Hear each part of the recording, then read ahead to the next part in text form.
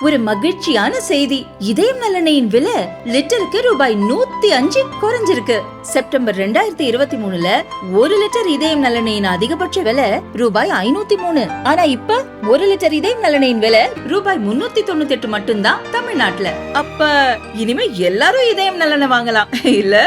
பாரதிய ஜனதா கட்சியினுடைய மாநில சிறுபான்மை அணி புனித ரமலான் இப்தார் நோன்பு திறப்பு நிகழ்ச்சியினுடைய தலைமை வகிக்கின்ற தமிழ்நாட்டு ஆளும் கட்சியினருக்கு சிம்ம சொப்பனமாக விளங்குகின்ற தமிழக பாரதிய ஜனதா கட்சியுடைய மாநில தலைவர் சகோதரர் அண்ணாமலை அவர்களே, தேசிய ஜனநாயக கூட்டணி தலைவர்களில் முன்னாள் முதல்வரும் என்னுடைய அண்ணனமாக இருக்கின்ற அருமை அண்ணன் OPS அவர்களே, அண்ணா திராவிட முன்னேற்ற கழகத்துடைய பாராளுமன்றத்தினுடைய உறுப்பினர் அருமை தம்பி OPS ரவி அவர்களே, அருமை அண்ணன் அம்மா மக்கள் முன்னேற்ற கழகத்துடைய பொதுச் செயலாளரும் முன்னாள் பாராளுமன்றத்துடைய உறுப்பினரும் சகோதரர் தினகரன் அவர்களே, புதிய நீதி கட்சியினுடைய தலைவர் அருமை அண்ணன்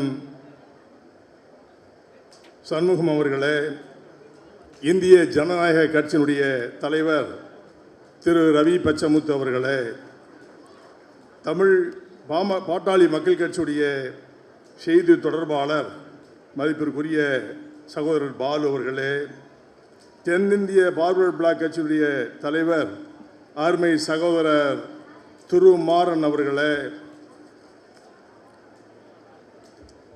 தமிழக பாரதிய முன்னாள் ஆளுநர் மற்றும் முன்னாள் மாநில தலைவர் அக்காள் தமிழிசை சவுந்தரராஜன் அவர்களே, தமிழக பாரதிய ஜனதா துணைத் தலைவரும் மற்றும் பாரதிய ஜனதா கட்சியினுடைய தலைவர் திரு நயினார் நாகேந்திரன் சகோதரர் அவர்களே, மற்றும் இங்கே வருகை தந்திருக்கின்ற தேசிய ஜனநாயக கூட்டணியுடைய தலைவர்களே, பெரியோர்களே, தாய்மார்களே, இன்றைய இந்த ரமலான் நோன்பானது எதற்காக நம்முடைய பாரதிய ஜனதா தலைவர் மாநில தலைவர் எதற்காக நடத்துகின்றார்கள் என்று சொன்னால், நம்முடைய பாரத பிரதமர் அவர்கள் சிறுபான்மை மக்களோடு எப்படி இணக்கமாக இருந்து மக்களை எல்லாம் வழி நடத்துகின்றார் என்பதற்கு எடுத்துக்காட்டாக 3வது முறையும் பிரதமராக அமைந்திருக்கிறார் என்பதை பெருமையோடு இந்த நேரத்திலே சொல்லிக்கொள்ள கடமைப்பட்டிருக்கின்றேன்.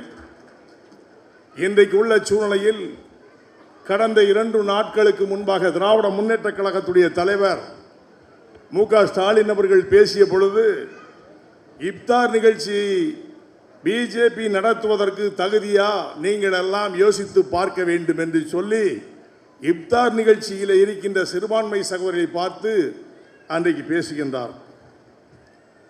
மக்களிடத்திலே கலகத்தை உருவாக்கி சகோதரர்களாய் இருக்கின்றவர்களை பிரித்து ஆளுகின்றவர்கள் யார் என்பதை நீங்கள் நன்கு உணர வேண்டும். எங்கள் பகுதியில் இருக்கின்ற இஸ்லாம் சகோதரர்கள் எல்லாம் அனைத்து ஜாதி சமுதாயத்தோடு இணக்கமாக செயல்பட்டு உறவின் முறையிலே தேவேந்திர குல வேளாளர்கள் தாத்தா என்று அழைப்பார்கள். பிற சமுதாயத்துக்காரர்கள் கூட சாச்சா காக்கா இப்படி என்றெல்லாம் உரிமையாக நாமெல்லாம் ஒரு தாய் மக்கள் என்ற ஒரு செயலோடு செயல்படுகின்றவர் தான் இஸ்லாம் சகோதர சகோதரிகள். அப்பேற்பட்டவர்களை பார்த்து கேட்கின்றீர்களே, இவர்கள் நடத்துவது சரியா என்று கேட்பதில் என்ன நியாயம் இருக்கின்றது? சந்தர்ப்பத்திற்காக மக்களை எல்லாம் ஏமாற்றி இன்றைக்கு மக்களிடத்தில் விஷப்பிரச்சாரத்தை செய்து இஸ்லாமுக்கெல்லாம் பாதுகாவலர் நான் என்று சொல்லி மக்களை ஏமாற்றி பிழைத்துக்கின்ற கூட்டம் ஒரு கூட்டம். அந்த கூட்டம் இந்த மக்களுக்கு என்ன செய்தார்கள் என்று சொல்வதற்கு எதுவுமே கிடையாது.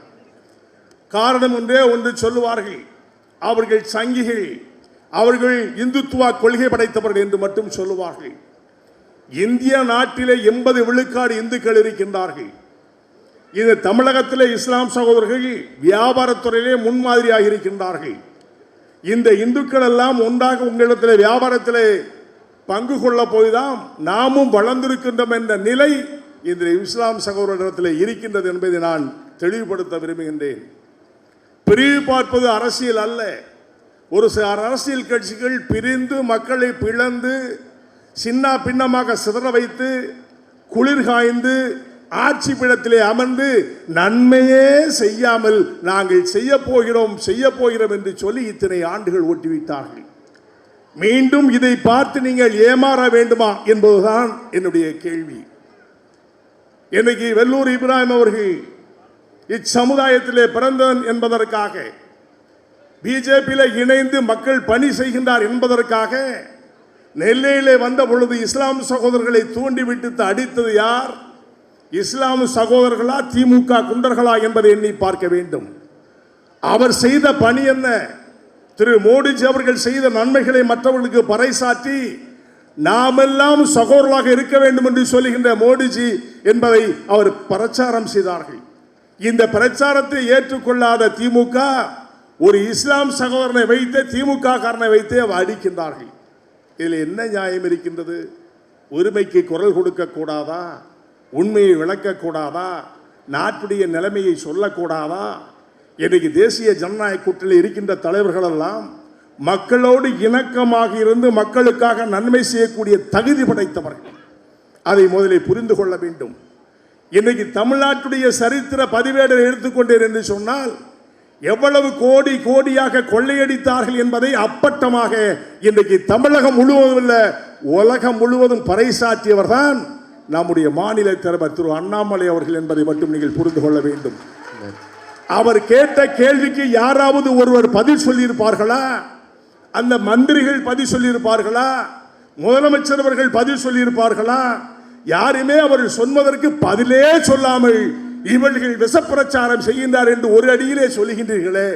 கேட்ட கேள்விக்கு பதில் சொல்ல திணைக்கின்ற நீங்கள் ஆட்சி பீடத்திலே உட்கார்ந்து சிறுபான்மை மக்களுக்கு நாங்கள் ஏதோ செய்ய போகிறோம் என்று சொல்லுகின்றீர்கள்.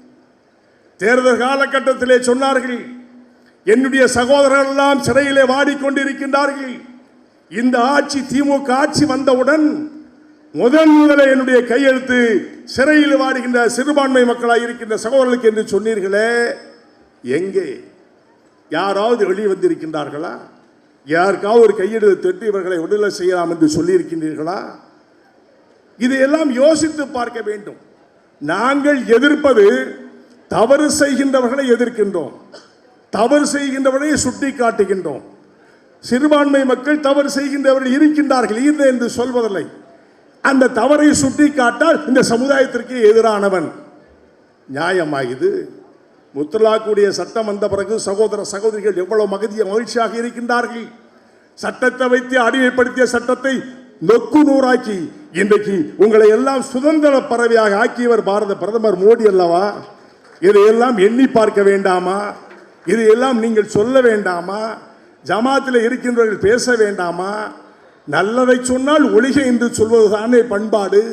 முன்மொழி கொள்கை கொண்டு வந்து மக்களை படிக்க சொன்னால் படிக்கார்கள், முட்டாளாயிருங்கள் என்று சொல்லுகிறவர்களுக்கு நீங்கள் நினைத்து பார்க்க வேண்டும்.